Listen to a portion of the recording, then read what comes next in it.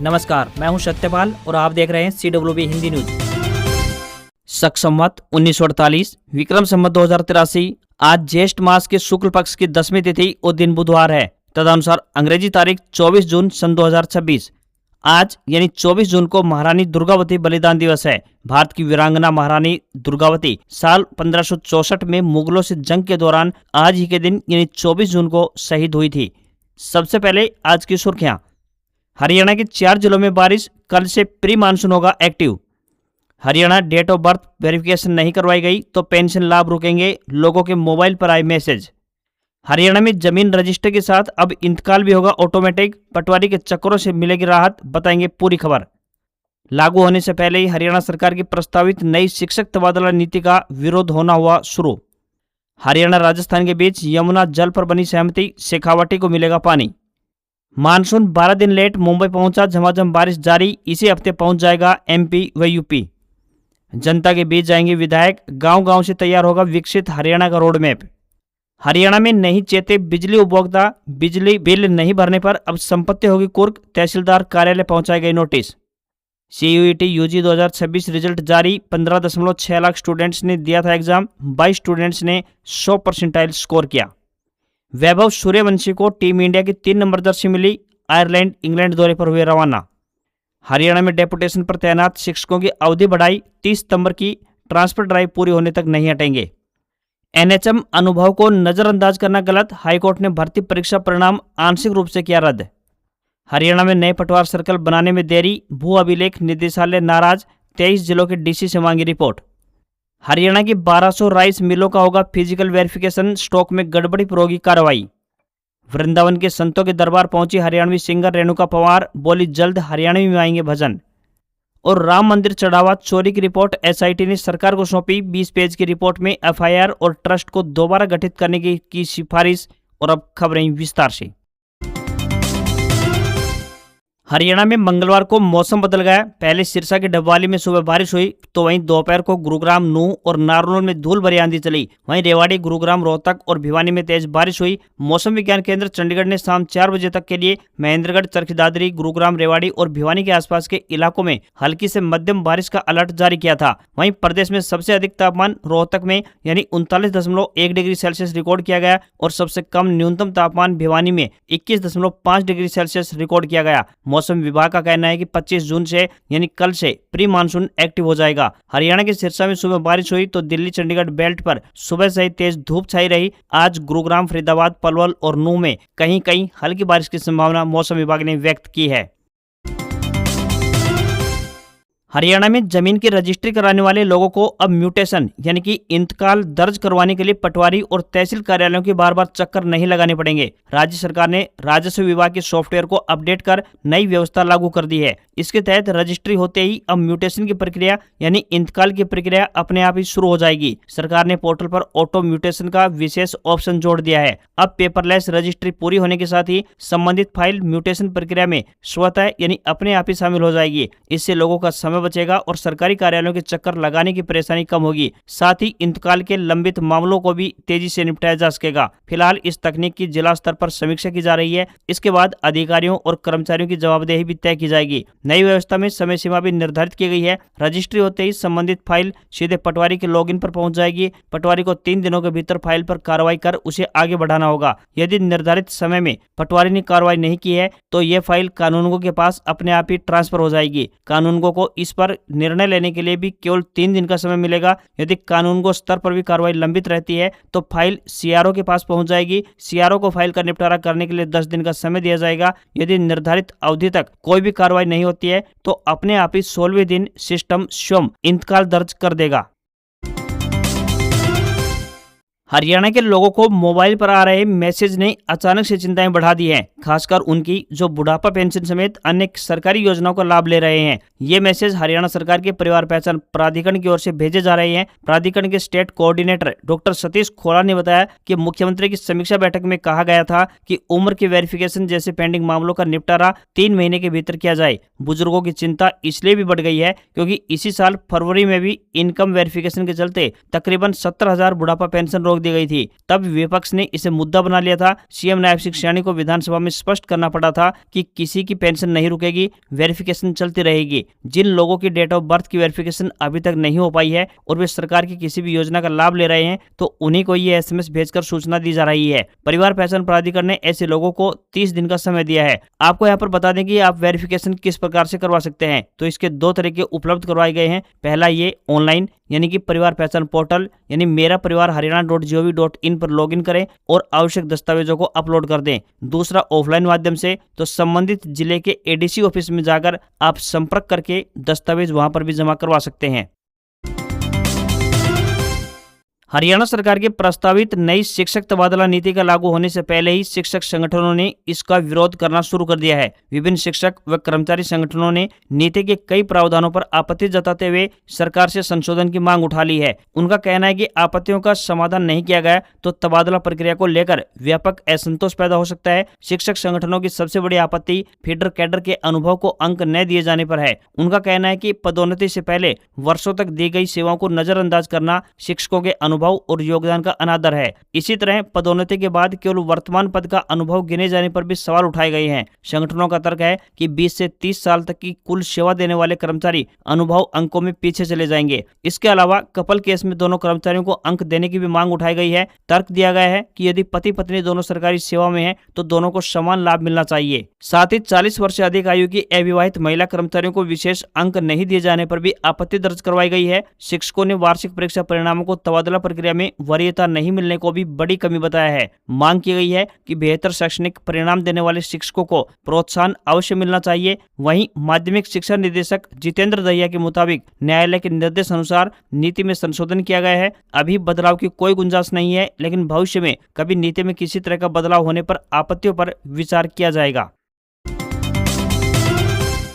केंद्रीय जल शक्ति मंत्री CR पाटिल की अध्यक्षता में सोमवार को नई दिल्ली में हरियाणा और राजस्थान के मुख्यमंत्रियों की महत्वपूर्ण बैठक हुई। बैठक में जल संसाधन, सिंचाई और पेयजल से जुड़े कई अहम मुद्दों पर विस्तार से चर्चा की गई। सबसे बड़ी सहमति साल 1994 के अपर यमुना रिवर बोर्ड समझौते के तहत राजस्थान को उसके हिस्से का यमुना जल उपलब्ध करवाने को लेकर बनी है। बैठक के बाद हरियाणा के मुख्यमंत्री नायब सिंह सैनी ने बताया कि दोनों राज्यों के बीच इस विषय पर सकारात्मक सहमति बनी है। इससे शेखावटी क्षेत्र समेत राजस्थान के जल संकट से जूझ रहे इलाकों के लिए बड़ी राहत माना जा रहा है। तकरीबन 3 दशक पुराने अपर यमुना रिवर बोर्ड समझौते के तहत राजस्थान अपने हिस्से के पानी की मांग करता रहा है। अब केंद्र सरकार की पहल और हरियाणा राजस्थान के बीच बने समन्वय के बाद इस दिशा में ठोस प्रगति हुई है। माना जा रहा है कि समझौते के बाद राजस्थान के कई जिलों में पेयजल और सिंचाई की स्थिति बेहतर होगी। बैठक में यमुना बेसिन से जुड़ी बहुप्रतीक्षित रेणुका, किसाऊ और लखवार बांध परियोजना को भी समीक्षा की गई। इन परियोजनाओं को तेजी से अब आगे बढ़ाने पर सहमति बनी है ताकि भविष्य में जल भंडारण क्षमता बढ़ाई जा सके और दोनों राज्यों को पर्याप्त जल उपलब्ध हो सके। नेशनल टेस्टिंग एजेंसी यानी एनटीए ने CUET UG 2026 रिजल्ट 23 जून को जारी कर दिया। इस साल 15.6 लाख छात्रों ने परीक्षा में हिस्सा लिया। इस बार सिर्फ एक स्टूडेंट ने अपने चुने गए 5 में से 4 विषयों में 100 परसेंटाइल स्कोर हासिल किया है। वहीं 22 स्टूडेंट ने 3 सब्जेक्ट में और 180 स्टूडेंट ने 2 सब्जेक्ट में और कुल 3214 छात्रों ने एक विषय में 100 परसेंटाइल स्कोर प्राप्त किया है। यह एग्जाम 7 जून को खत्म हुई थी। CUET रिजल्ट के बाद ही दिल्ली यूनिवर्सिटी समेत देश के बड़े संस्थानों में ग्रेजुएशन कोर्सेज में एडमिशन प्रोसेस प्रारंभ होता है। CUET UG प्रवेश परीक्षा से DU, JNU, BHU, Jamia, AMU, Allahabad university जैसे तमाम केंद्रीय विश्वविद्यालयों सहित देश के 300 से ज्यादा यूनिवर्सिटीज के UG कोर्सेज में एडमिशन मिलेगा। CUET की परीक्षा इस बार 37 विषयों के लिए हुई। इसमें 13 लैंग्वेज, 1 जनरल एप्टीट्यूड टेस्ट और 23 डोमेन सब्जेक्ट शामिल हैं। रिजल्ट के बाद काउंसलिंग के जरिए स्टूडेंट्स यूनिवर्सिटी में अपनी पसंद के कोर्स और कॉलेज में एंट्री के लिए अप्लाई करते हैं। यह प्रोसेस हर यूनिवर्सिटी अपने स्तर पर संचालित करती है। काउंसलिंग का उद्देश्य यह तय करना होता है कि योग्य स्टूडेंट्स को उनकी योग्यता, स्कोर और पसंद के आधार पर सीटें अलॉट की जाएं। CUET स्कोर और अन्य योग्यता की शर्तों जैसे कैटेगरी, रिजर्वेशन और पॉलिसी इत्यादि के आधार पर हर यूनिवर्सिटी अपना काउंसलिंग और एडमिशन शेड्यूल जारी करती है। हरियाणा में विकास की योजनाएं केवल सरकारी दफ्तरों में नहीं बनेंगी, बल्कि गांव, वार्डों और आम लोगों के बीच बैठकर तैयार की जाएंगी। मुख्यमंत्री नायब सिंह सैनी ने सोमवार को चंडीगढ़ में आयोजित प्रेस वार्ता में बताया कि विकसित हरियाणा 2047 विजन के तहत जुलाई और अगस्त में प्रदेश के सभी विधायक अपने अपने विधानसभा क्षेत्रों में जाकर जनता से सीधा संवाद करेंगे। इस अभियान का नाम मेरी विकसित विधानसभा रखा गया है। मुख्यमंत्री ने कहा कि विधायक गाँव, शहरों, वार्डों, किसानों, युवाओं, महिलाओं, उद्योग जगत, स्वयं सहायता समूहों और सामाजिक संगठनों से सीधे सुझाव लेंगे। इन सुझावों के आधार पर हर विधानसभा क्षेत्र का अलग अलग विकास का खाका तैयार किया जाएगा। बाद में इन्हीं योजनाओं को जोड़कर पूरे हरियाणा के लिए वर्ष 2047 तक का विकास का रोड मैप तैयार होगा। सीएम के मुताबिक यह केवल सरकार की योजना नहीं, बल्कि जनता की भागीदारी से तैयार होने वाला भविष्य का रोड मैप है। पानीपत बिजली निगम ने बकाया बिलों की वसूली को लेकर बड़ी कार्रवाई शुरू कर दी है। निगम ने पानीपत जिले के 165 डिफाल्टर उपभोक्ताओं की संपत्तियां कुर्क कराने की प्रक्रिया तेज करते हुए उनके मामले तहसीलदार कार्यालय को भेज दिए हैं। इन उपभोक्ताओं पर करीब 3.61 करोड़ रुपए का बिजली बिल बकाया है, जिसे लंबे समय से जमा नहीं कराया गया है। उत्तर हरियाणा बिजली वितरण निगम के पानीपत सर्कल एससी धर्म सुहाग ने बताया कि इन उपभोक्ताओं को कई बार नोटिस जारी कर बकाया राशि जमा करवाने के निर्देश समय समय पर दिए गए थे, लेकिन बार बार चेतावनी देने के बावजूद भी भुगतान नहीं किया गया। निगम द्वारा अब इन डिफाल्टरों की संपत्तियों जैसे कि मकान, दुकान और प्लाट के कुर्की की प्रक्रिया अब आगे बढ़ाई जा रही है। तहसीलदार कार्यालय को भेजे गए मामलों में राजस्व विभाग की सहायता से संपत्तियों की पहचान और कानूनी प्रक्रिया पूरी की जाएगी। कुर्की के माध्यम से बकाया राशि की वसूली सुनिश्चित की जाएगी ताकि निगम को वे वित्तीय नुकसान की भरपाई की जा सके। धर्म सुहाग ने बताया कि अब तक सख्त कार्रवाई करते हुए अधिकांश उपभोक्ताओं को दूसरे और तीसरे चरण के नोटिस भी दिए गए हैं ताकि बकाया राशि की वसूली सुनिश्चित की जा सके। ये कार्रवाई अंतिम चेतावनी के रूप में की जा रही है।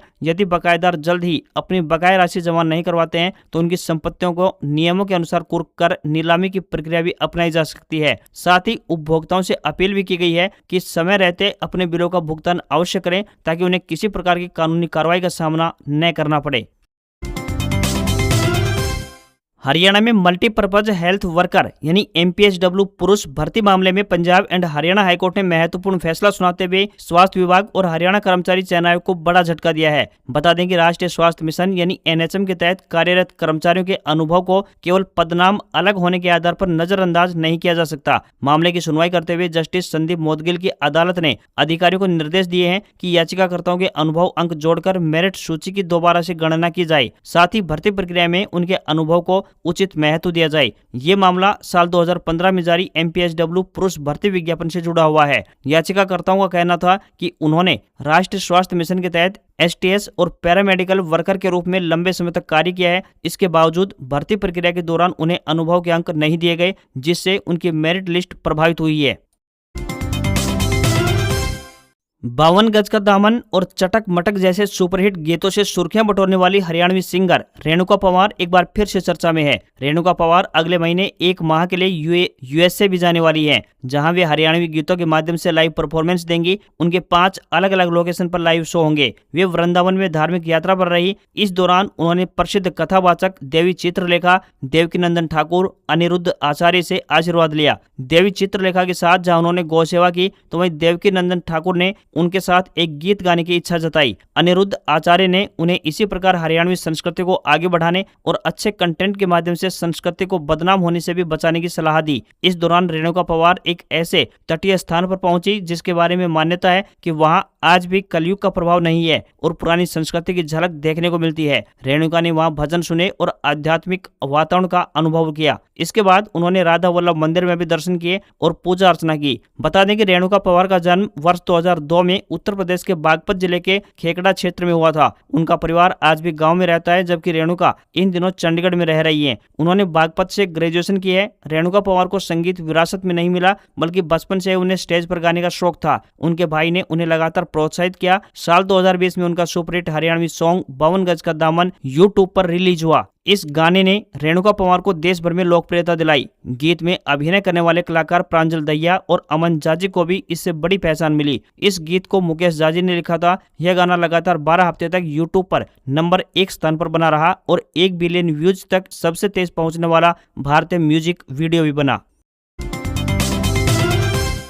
मानसून 12 दिन की देरी के बाद मंगलवार को मुंबई पहुंच गया है। आमतौर पर मानसून 11 जून तक मुंबई पहुंच जाता है। मानसून के पहुंचते ही शहर के कई इलाकों में झमाझम बारिश हो रही है। मौसम विभाग के मुताबिक दक्षिण पश्चिमी मानसून तेलंगाना, ओडिशा, छत्तीसगढ़, झारखंड और बिहार के कुछ इलाकों में आगे बढ़ गया है। अगले 2 से 3 दिनों में गुजरात और मध्य प्रदेश में पहुंच सकता है। इसके बाद 3 से 4 दिनों में उत्तर प्रदेश में भी एंट्री होगी। वहीं मध्य प्रदेश, विदर्भ और उत्तर प्रदेश को मानसून के लिए 1 हफ्ता और इंतजार करना पड़ सकता है। वहीं दिल्ली, हरियाणा, पंजाब को जुलाई तक इंतजार करना होगा। जम्मू कश्मीर के अनंतनाग में मंगलवार सुबह भारी बारिश हुई, कई जगह ओले भी गिरे। आज असम, मेघालय और अरुणाचल प्रदेश में भारी बारिश को लेकर ऑरेंज अलर्ट जारी है। तो वहीं मानसून के कारण ओडिशा, केरलम, कर्नाटक, तेलंगाना, कोंकण, गोवा और मध्य महाराष्ट्र में भारी बारिश होगी। वहीं राजस्थान, हिमाचल प्रदेश, उत्तराखंड, दिल्ली, पंजाब, चंडीगढ़ और हरियाणा में प्री मानसून एक्टिव रहने से आंधी बारिश हो सकती है।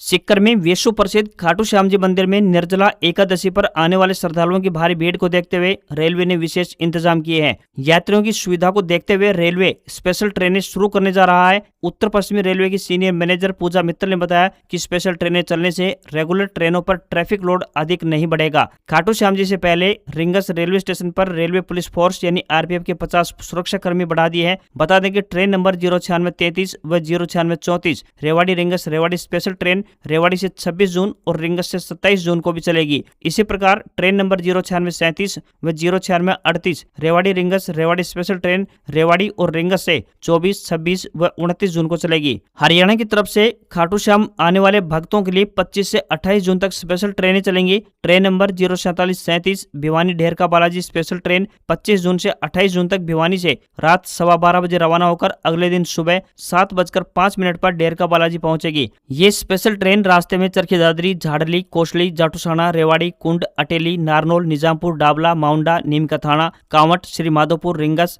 गोविंदगढ़, मलिकपुर व चोमू सामुद स्टेशनों पर स्टॉपेज करेगी। Vaibhav Suryavanshi senior team India के साथ आयरलैंड और इंग्लैंड के दौरे पर मंगलवार को रवाना हो गए हैं। बीसीसीआई की ओर से इन्हें 3 नंबर की जर्सी होटल भिजवाई गई, जिसे सूर्यवंशी काफी देर तक देखते रहे। सूर्यवंशी को जर्सी भारतीय टीम में थ्रो डाउन स्पेशलिस्ट रघु ने सौंपी। सूर्यवंशी ने सबसे पहले रघु के पैर छुए और उन्हें प्रणाम किया, फिर जर्सी ली। इस पूरी घटना को कैमरे में भी रिकॉर्ड किया गया। सूर्यवंशी बोले, आज वह सपना पूरा हो गया है, इसे शब्दों में बयान नहीं किया जा सकता। जिस दिन पहली बार बल्ला थामकर मैदान पर कदम रखा था, आज वह सपना पूरा हो गया है। यह मेरे लिए अब तक के करियर का सबसे बड़ा कदम है और इस एहसास को शब्दों में बयां करना नामुमकिन है। वैभव सूर्यवंशी ने ट्राई नेशनल वनडे सीरीज के फाइनल में 11 बॉल पर अर्धशतक लगाकर वर्ल्ड रिकॉर्ड तोड़ा था। 15 साल के सूर्यवंशी को पहली बार भारतीय टीम में जगह दी गई है। देश की नेशनल टीम में सिलेक्ट होने वाले वे सबसे कम उम्र के खिलाड़ी भी हैं। भारतीय टीम का आयरलैंड दौरा 26 जून से शुरू होने जा रहा है, तो वहीं इंग्लैंड दौरा 1 जुलाई से प्रारंभ होगा। हरियाणा सरकार ने राज्य के सरकारी स्कूलों में डेपुटेशन पर कार्यरत शिक्षकों और स्कूल मुखियाओं को बड़ी राहत दी है। स्कूल शिक्षा विभाग ने आदेश जारी कर ऐसे सभी पीआरटी, टीजीटी, पीजीटी, ईएसएचएम, हेडमास्टर और प्रिंसिपल के डेपुटेशन की अवधि 30 सितंबर 2026 तक बढ़ा दी है। शिक्षा विभाग के प्रधान सचिव विजय सिंह दहिया द्वारा जारी आदेश के अनुसार यह राहत उन शिक्षकों और अधिकारियों को मिलेगी जिन्हें सक्षम प्राधिकारी अथवा मुख्यमंत्री की मंजूरी से दूसरे सरकारी स्कूलों में डेपुटेशन पर भेजा गया था और जिन्हें अब तक उनके मूल स्कूलों में रिलीव नहीं किया गया है। सरकार ने आदेश में स्पष्ट किया है कि विद्यार्थियों की पढ़ाई निर्बाध रूप से जारी रखने के लिए डेपुटेशन अवधि को बढ़ाने का निर्णय लिया गया है। यह व्यवस्था 30 सितंबर 2026 तक या संबंधित कैडर की ऑनलाइन ट्रांसफर ड्राइव के अंतिम रूप लेने तक जो भी पहले हो लागू रहेगी। भारतीय शेयर बाजार में सेंसेक्स 893 अंक की गिरावट के साथ 76,200 के स्तर पर बंद हुआ, तो वहीं निफ्टी में भी 278 अंक की गिरावट रही और ये 23,824 पर बंद हुआ। आईटी और मेटल शेयरों में सबसे अधिक बिकवाली रही। वहीं ब्लॉक डील के जरिए प्रमोटर की 2,149 करोड़ की हिस्सेदारी बिकने के बाद वेदांता का शेयर लगभग 8% गिरकर बंद हुआ। वहीं सोने चांदी की कीमतों में गिरावट आई है। India Boolean and jewellers association के मुताबिक 1 किलोग्राम चांदी 10,566 रुपए घटकर 2,27,000 रुपए पर पहुंच गई है। वहीं 10 ग्राम 24 कैरेट सोना 2,522 रुपए गिरकर 1,45,000 रुपए पर आ गया है। वहीं 22 कैरेट सोने का दाम 1,32,626 रुपए प्रति 10 ग्राम के स्तर पर पहुंच गया है। इसके अलावा $1 का रेट 94 रुपए 70 पैसे के स्तर पर पहुंच गया है। आज खबरों में बस इतना ही। देखते रहिए आपका अपना हरियाणा का सबसे बेहतरीन एकमात्र चैनल CWB हिंदी न्यूज। नमस्कार। इसी आशा के साथ आपका दिन शुभ रहे।